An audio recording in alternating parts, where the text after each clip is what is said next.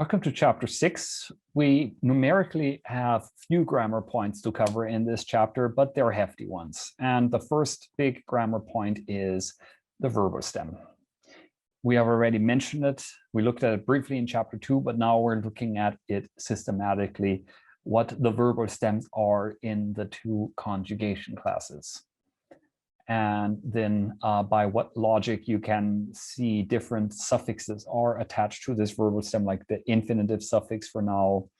When we're going to see various other kinds of suffixes attached to the verb stems, especially when we come to forming converbs or gerunds or participles and such.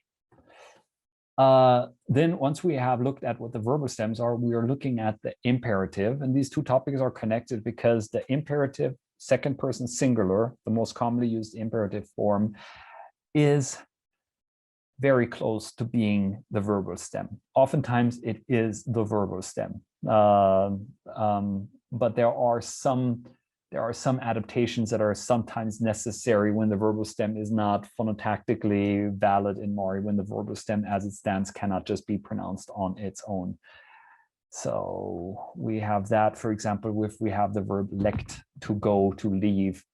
Lect in Mari is not a permissible thing to say. Like lektash is the infinitive, that's fine, because then we have this consonant cluster split between two syllables, lektash, but lekt, Mari doesn't let you end syllables with two consonants like that, so that is then simplified to k, lek. And we have these 4 patterns of stem simplifications that occur when the verbal stem occurs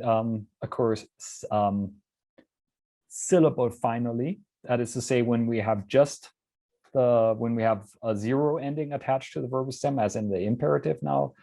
Or if we have a suffix starting in a consonant attached to the verbal stem, then we have these 4 simplification patterns. We also have an alternation from between z and ch, like the verb vozash, to lie down, which has a verbal stem voz.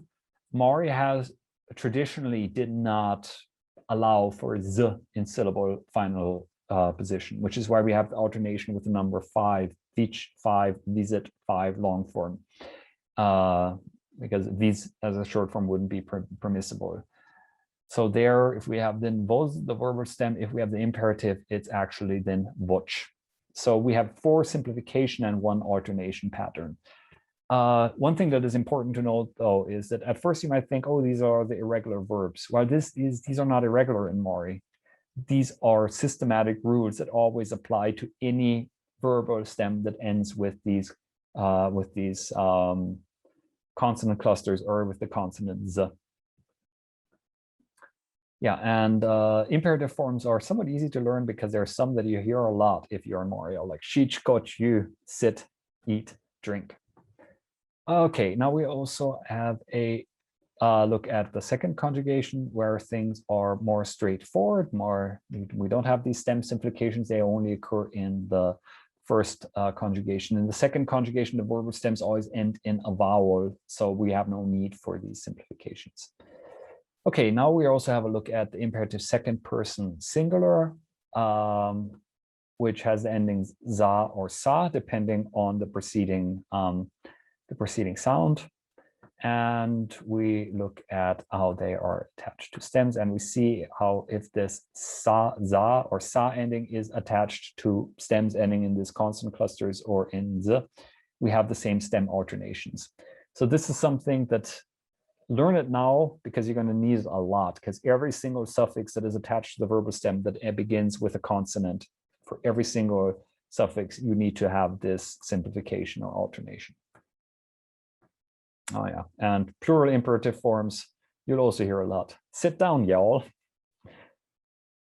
Okay, and also the second conjugation. And we have another, once we have covered this stuff, we have another look at the verbal stem, specifically at how we sometimes from the imperative, by knowing what these simplification patterns are, and by knowing that this is a finite set of simplification patterns, we can sometimes from the infinitive derive the conjugation class, because if we have a verb tergash, for example, If it was first conjugation, it would have the verbal stem terg and also the imperative terg, because we have no other, because we have no simplification pattern from rg. But we know that Finno-Ugristik don't allow you to say terg. So we know that, but if it was a second conjugation verb, it would have the verbal stem terge, and we know that is permissible. So we immediately know that this is a second conjugation verb. Okay. We have a look at the comparative ending, rak, good, better, very straightforward, not much to say about it right now. There are some things to say about its usage, because oftentimes it is not a comparative as in making a stronger form, but it is also sort of a bit, it can be used to say a bit, but we'll get back to that later. Words and word usage, what have we got? Okay, we have some unusual adverbs that we should get used to, like ystembake, onto the table. This is actually just a melding of ystel, table, with postposition umbake, onto. So ystel, umbake became ystembake. They were used beside each other so often that they melded into one. We look at the verb polshash, to help, which occurs in combination with the dative case. So help to me, basically. This might not be trivial if you're coming from Finnish or Estonian, for example, where you'd have direct objects in combination with helping. But Mari, like Russian or like German, wants indirect objects in the dative case.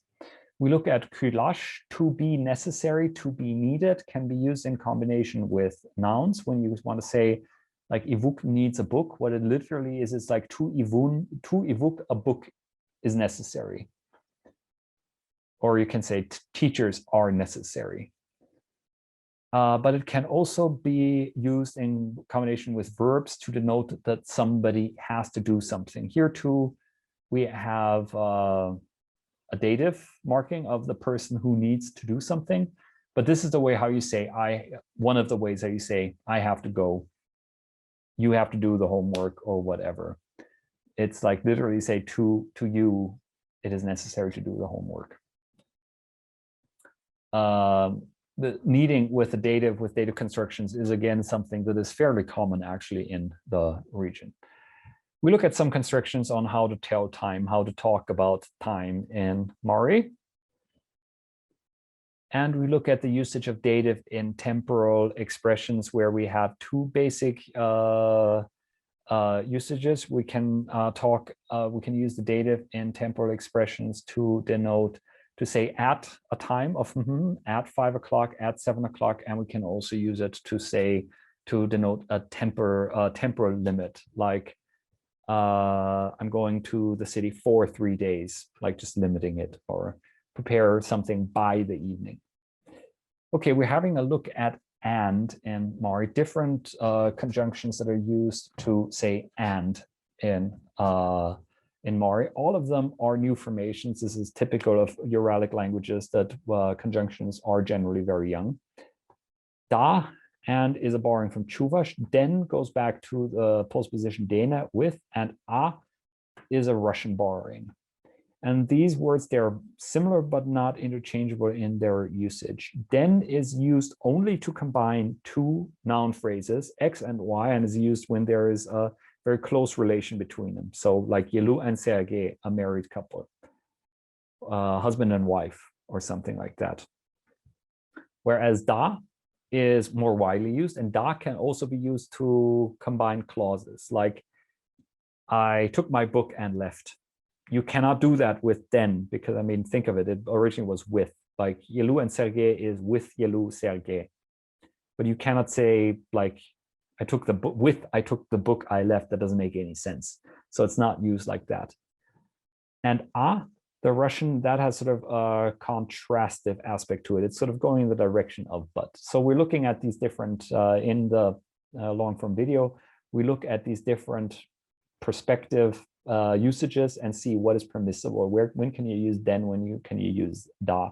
And you can see there are contexts when den is the optimal case to use and da doesn't work at all.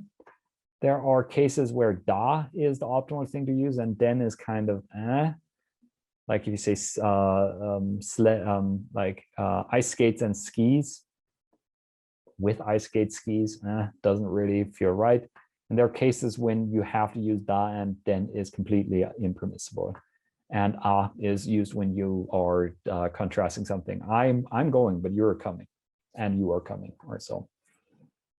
Yeah, we look at kisit and inde, two words meaning now, and the difference between these, where kisit means more that something is like now at the moment, and inde has a contrastive aspect. Now I understand this, but at some point in the past with which I'm contrasting it, I did not. Okay, the text of this chapter is Yelu getting the kids ready to go to school. And we, as one would expect, this involves a lot of imperative forms. So that's the main thing you should take away from this chapter. And then we get to the exercises. Once you've done the exercises, you can also have a look at the song of the week. Is a song Schilgeshmash, Smile. And the YouTube video I linked to now, this is a very cool thing that the Mari language teacher, Natalia Venina, is making, that she's making versions of Mari songs with on-screen lyrics. So you can listen to the Mari song while seeing the lyrics on screen, sort of basically a karaoke style video, which is pretty cool when you are learning the language. See you next week.